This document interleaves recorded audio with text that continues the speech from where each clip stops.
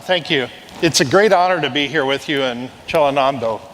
I love coming over to Korea. There's so much excitement, there's so many things going on, and this is a topic that's near and dear to my heart. So, at the Da Vinci Institute, we get to study lots of different things, and we use different techniques for stretching people's imagination about the future. So I'll use some of those here today.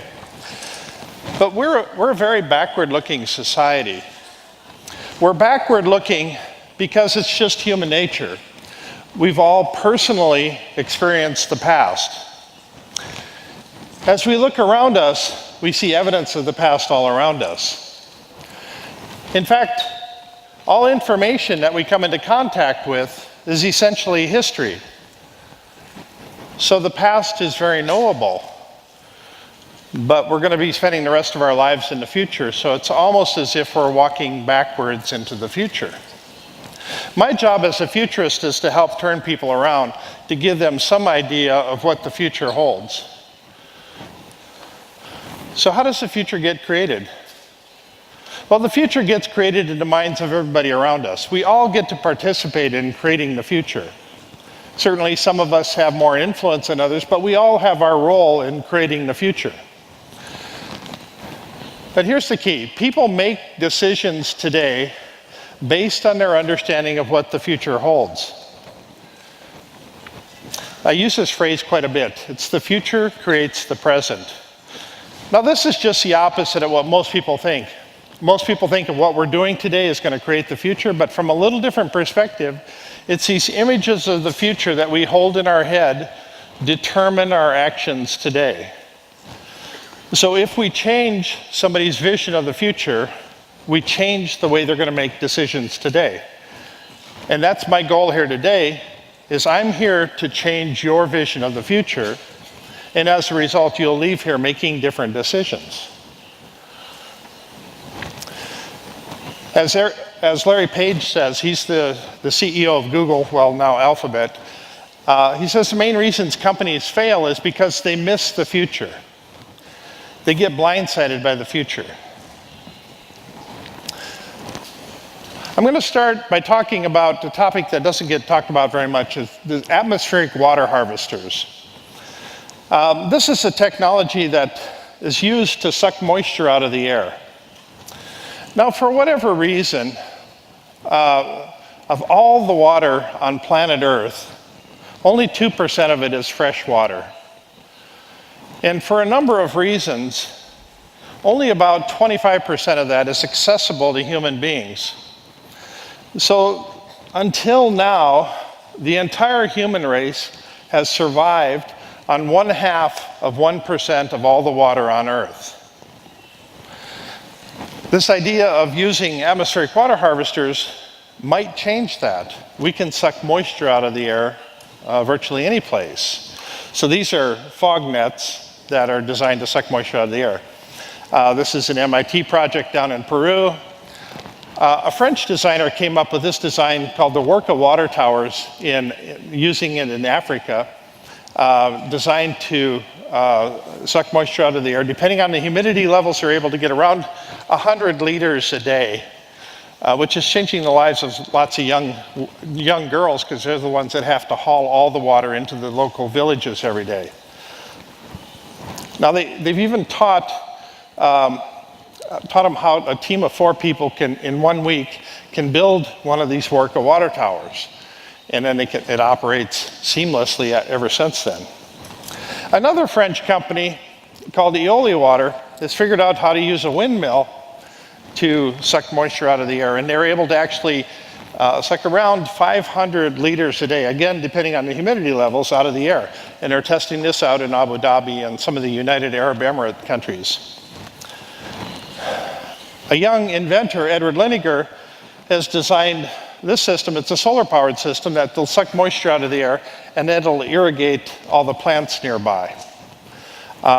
Since it requires no power, and it's solar-powered, and since it can be set up anywhere, this is a pretty interesting, seamless system that can be used in lots of places to irrigate plants. Now, for years, the holy grail of this industry had been, can we actually create the self-filling water bottle? And a company just a few months ago called Fontis introduced this prototype. It's one that fits on a bicycle, and as you're riding along on a bicycle, it actually suck moisture out of the air and provide fresh water. This is a water bottle that fills itself. It's called the Fontis, and it's supposed to be able to pull water out of the air as you ride a bike, filling up over the course of an hour. Designer Christoph Radazar made the Fontis to address the lack of safe drinking water in many areas of the world. Fresh water is something we constantly take for granted. Of the over 7 billion people on Earth, 783 million don't have access to clean water. Even in the United States, areas like Flint, Michigan are struggling with water contamination. It's hoped that designs like the Fontis can, in some small way, help to combat these statistics. But pulling water out of the air is a slow process. The Fontis prototype produces about 17 ounces of water an hour. That's great for cyclists, but it's not going to solve a water crisis. So as he says, this is not going to solve all the world's problems, but it's a good start. And what it does is it opens the door. An innovation like this begins us down a new path. We've framed our thinking around this idea that we can suck moisture out of streams, out of lakes, and from under the ground. But what if we could use our atmosphere as a conduit for fresh water? I can tell you that somebody that's stranded in a life raft in the middle of the ocean and has one of these water bottles that can fill itself, that's the difference between life and death. Now, this is what I refer to as a catalytic innovation. Now, catalytic innovations are different than disruptive innovations. Disruptive innovations will disrupt existing industries. Catalytic innovations create entire new industries. So examples of catalytic innovation in the past are things like electricity, photography, telephone, airplanes, photographs, automobiles. All of these went on to create multi-billion-dollar industries. But here's the thing. All industries are essentially a bell curve. They have a beginning, a middle, and an end. And yes, all industries end. 1,000 years from now, all of the industries we have here today will have gone and been replaced multiple times by new industries. And here's the other interesting fact, is that most of the profitable industries we have today happen to be in the second half of the bell curve. They're constantly having to do more with less. So let me give you an example here of peak steel. Now, somewhere around 2024 is a projected date where we will see the peak of the steel industry. That's where we reach peak demand for steel. That's a point where we actually develop synthetic materials that start to replace steel, and the overall demand for steel starts to decline. But the peak employment in the steel industry was actually in the 1980s. In the US, as an example, we had 3 times as many people working in the steel industry as we do today, but we're still producing far more steel. So the peak employment in an industry is actually a lead indicator as to sometime in the future when the overall demand for that goods or service will start to decline. So what are the industries of tomorrow that will drive eco-friendly design? Let's take a look at a few of them. I like how my friend Max Planck likes to put it. He says, when you change the way you look at things, the things you look at change. Every year, I like to go to the Consumer Electronics Show in Las Vegas. It's a huge event. It's the largest event in Las Vegas. And pull in people from all over the world. Lots of new technology shows up there. And every year, this friend of mine comes and he always says the same thing. He always says, yeah, but there was nothing new. And I look at him dumbfounded. You know, usually I'm totally in awe of all the new stuff that's coming out in Las Vegas. But in a lot of ways, he's right. So as an example, they have thousands and thousands of televisions on display there. And every year, the televisions are a little bit bigger, a little bit thinner, a little more curved, slightly better screens, slightly better dynamic sound ranges, better battery life, downloadable apps, all of these different things. So if you compare televisions from one year to the next, the difference is not very noticeable. But when you compare televisions today from 15 years ago, it's considerably different. So I like to talk about the idea that the iterators, the people that are making iterative little changes along the way, in many cases are far more valuable than the innovators. When we come up with an innovative new technology, the first time through, we have to go through the crappy stages before we get to something that's very usable. And so we're transitioning most of the products from just physical products to digital products. And once we're able to make something into a digital product, the changes start happening exponentially faster. An exponential change curve is very dramatic. So as an example, if you were to buy a Tesla car, it's an electronic car, every month you get a download for that car. And one of the pieces of the sales pitch is that after a year, it will be a better car than when you first bought it, because you've downloaded all this new software and it has all these additional capabilities. So as an example of an exponential growth curve, solar power, the output of solar power is now doubling every 2 years.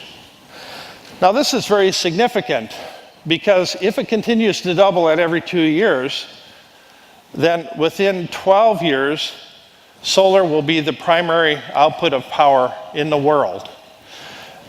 Solar is a very small percentage of the global power today. It's only around 2%. But if it doubles in 2 years, that will go up to 4%. And if it doubles, then it'll go up to 8%. And then it'll go up to 16%. And you can see how this grows real quickly. So as we transition from physical products to digital products, we will start seeing everything from physical cars to digital cars, physical homes to smart homes, from physical cities to smart cities. And all of these changes will start happening exponentially faster then. This is all about rapid scalability. So let me try to put this in perspective here. It took McDonald's 23 years to sell their first 1 billion hamburgers. It took Facebook 8.5 years to reach 1 billion users. It took Uber 5.5 years to sell their first 1 billion rides. Now Uber has a Chinese competitor called Didi Kuaidi, and it only took them 11 months to reach 1 billion rides in China. And as this guy was the first guy to reach 1 billion downloads on YouTube. It took him 157 days. It was a real breakthrough, the Gangnam Style video. But he doesn't hold the record anymore. Adele actually did it in 87 days. There are currently 21 people that have exceeded the billion downloads on YouTube now. And this is a recent innovation. Nobody had thought of reaching 1 billion downloads on YouTube. And this first happened in 2012. Now we're up to over 21 of them. And who knows where it goes from here.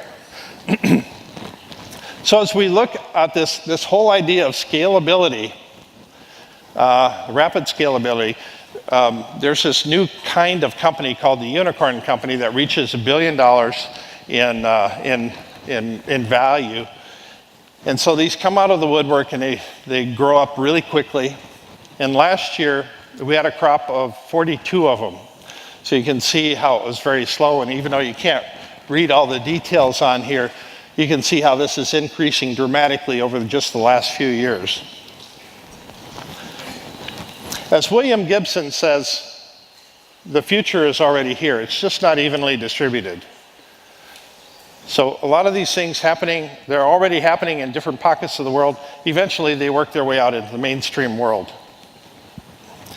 So will the environment fall victim to rapidly scaling businesses? Well, that's a distinct possibility. Or a better question is, how do we leverage rapidly scaling businesses to promote eco-friendly design? So if you want to make a real difference in the world, you can make individual eco-friendly design products, but if you somehow leverage them with this rapid scalability, that's where you can change the entire world. So let's look at 3 different starting points for eco-friendly industries. I'll talk about 3D printing, contour crafting, and driverless cars. Let's start with 3D printing. We're creating this hyper-individualized consumer marketplace. A year ago, my wife and I went to the Consumer Electronics Show. The first thing they did is they sat us down and they scanned the inside of our ears. Then they proceeded to 3D print earbuds for us that we could listen to music with. Now, these may not look like much, but I can tell you these are the most comfortable earbuds I've ever owned. They fit in my ear. They're seamless. I can sleep with them on airplanes. They fit perfectly. Last time I was out here, my friend Youngsuk took me over to her friend. They had 100 high-res cameras. They had me pose, took my picture, and then they proceeded to 3D print a little statue of me about that tall. We're rapidly shifting from taking selfies to doing shapies. This is an interesting transition in the world as we started in the early 1980s with 3D printing that was working with resins and plastics. Now we're shifting into hundreds of different materials, including things like electrically conductive graphite, coffee grounds, printing in carbon fiber, even printing in magnets and glass and paper and sandstone. It's quite fabulous because virtually every day there's some new report about somebody making some breakthrough in 3D printing. And the trend is towards more environmentally friendly products. I just read a couple days ago about somebody who has figured out how to 3D print with essentially smog. They figured out how to create smog harvesters where we can suck the carbon out of the air, and then using that soot, then we put it into a 3D printer and we can print products with that. We can print with wood fiber, we can print with macadamia nut shells, and even the most bizarre one, which is instant iced tea, which I don't know why we would want to print with that. As you can see with the Smart Wood product, we can print things that we can't carve out any other way. Very unique products.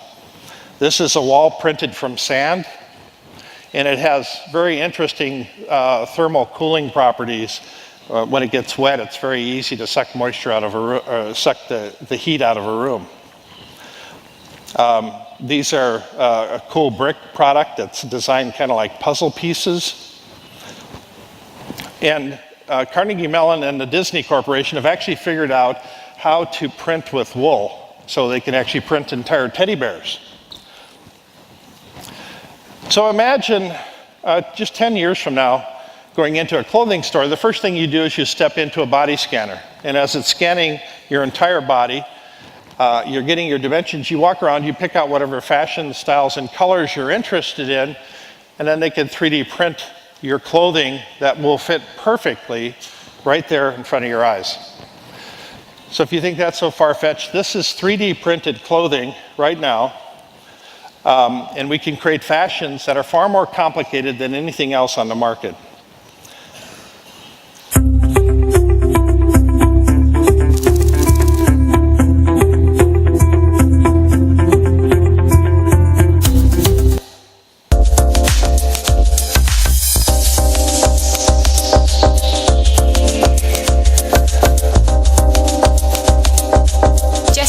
The potential.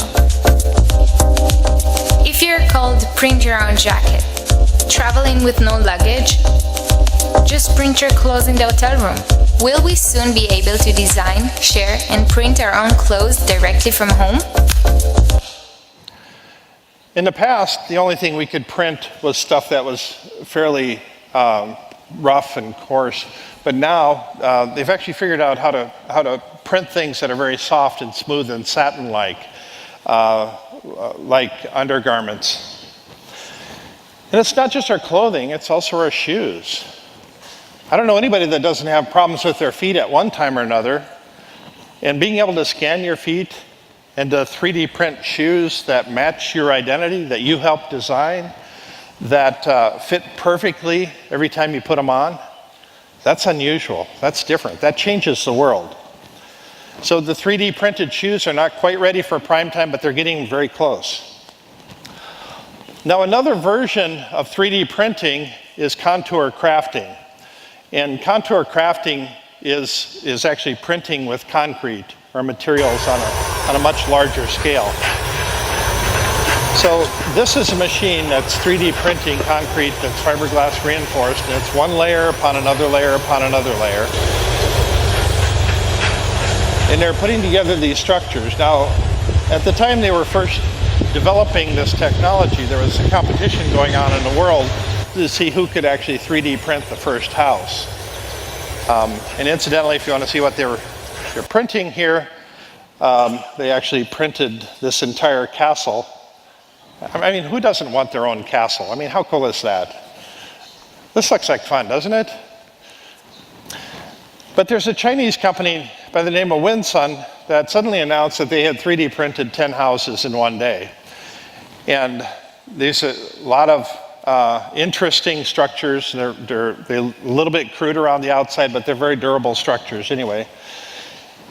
And then just a few months ago, they've actually 3D printed this entire mansion here. And again, it's a little bit crude on the edges, but again, it's a very durable structure.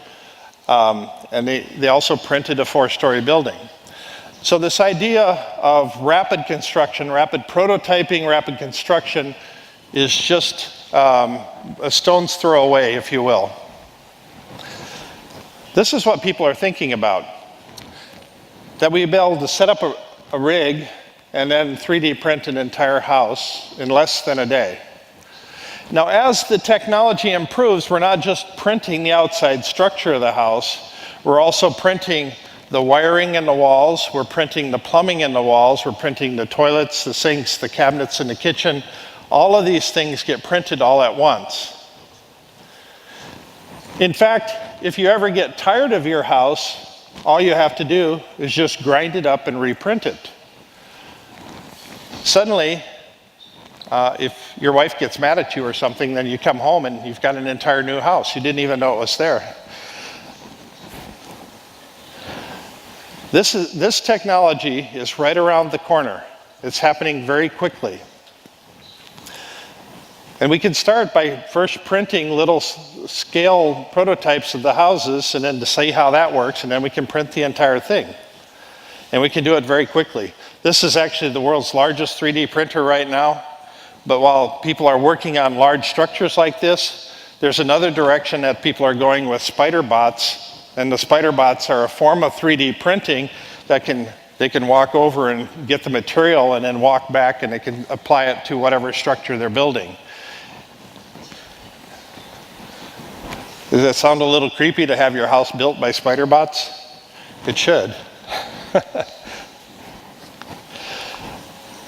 So I think there's probably an interim step here. And the interim step would be for us to 3D print bricks that can actually be put into place.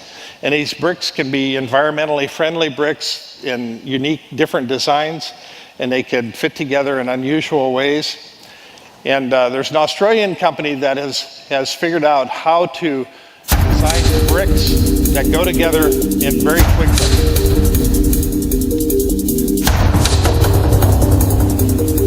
Now this is a fascinating automation here, the way this is working, because these bricks get loaded onto this machine and it takes them out to the far end of it.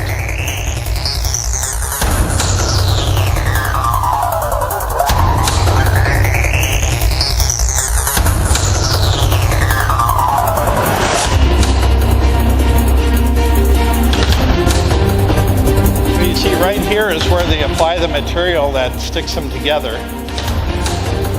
And the robotic arm then puts each of the bricks in place.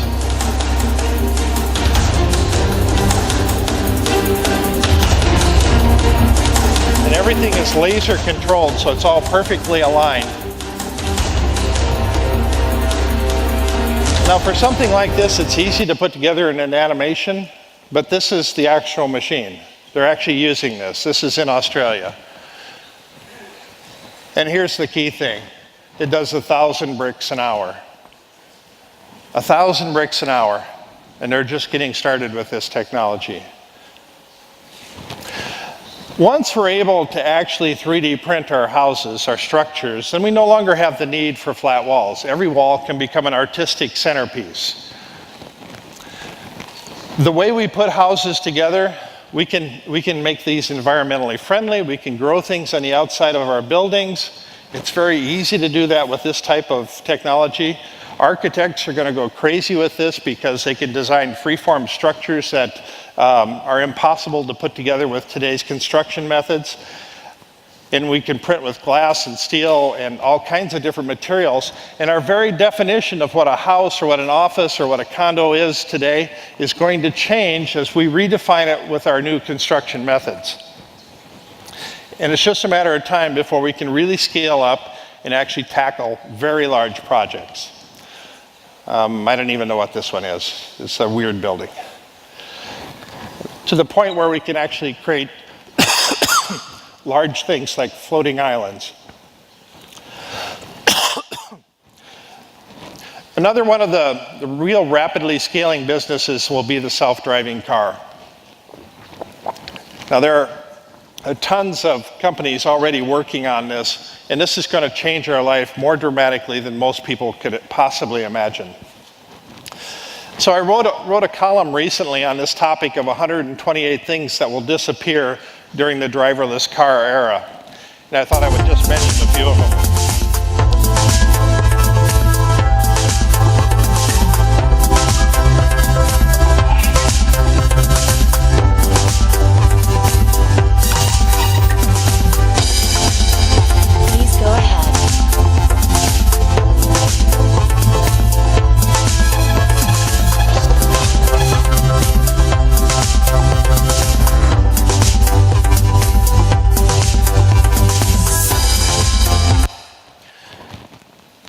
So as we enter the driverless car era, lots of jobs are going to go away.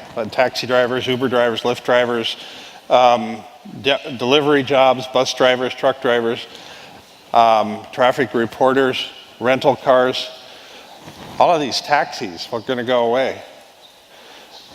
Personal ownership of cars, it's going to go away. We won't own our own cars anymore. Lots of people selling cars, will no longer be selling cars, auto auctions, credit managers, insurance adjusters. The whole car insurance industry will very likely disappear over the next few decades. Licensing, registration, even crash test dummies are going to go away. So car dealerships are likely going to go away. Crash test dummies, they're gone. Gas stations, car washes, oil change businesses, emission testing, alignment shops, all of these things start going away. Parking lots are going to disappear, parking garages, parking tickets, parallel parking, parking meters, handicap parking. All of these things will start to disappear because we will have cars that can take us where we want to go and drop us off. We won't have any drivers, we won't have the need to ever park them. Parking structures like this are all gone. Roadside assistance, auto body shops, tow companies, locksmiths, all of these things. Traffic jams are going to go away. So how long will it be before we create cars that are smarter than we are? So this is all about on-demand transportation, that you can step out in front of your house, punch in, I want to go to work, I want to go to school, I want to go shopping, and all of a sudden a vehicle will show up, take you to where you want to go, and from there it'll pick somebody else up and take them to where they want to go. All of this stuff gets very automated very quickly. There are currently 30 car companies that have driverless divisions working on this technology right now. And the focus is going to shift from the driver experience to the rider experience very quickly. And it's going to eliminate the human variable, and that makes things much safer. So we eliminate all the traffic accidents, the injuries, the deaths, and we have added freedom for a lot of younger people and older people and people who can't drive. So this is what, that one didn't work.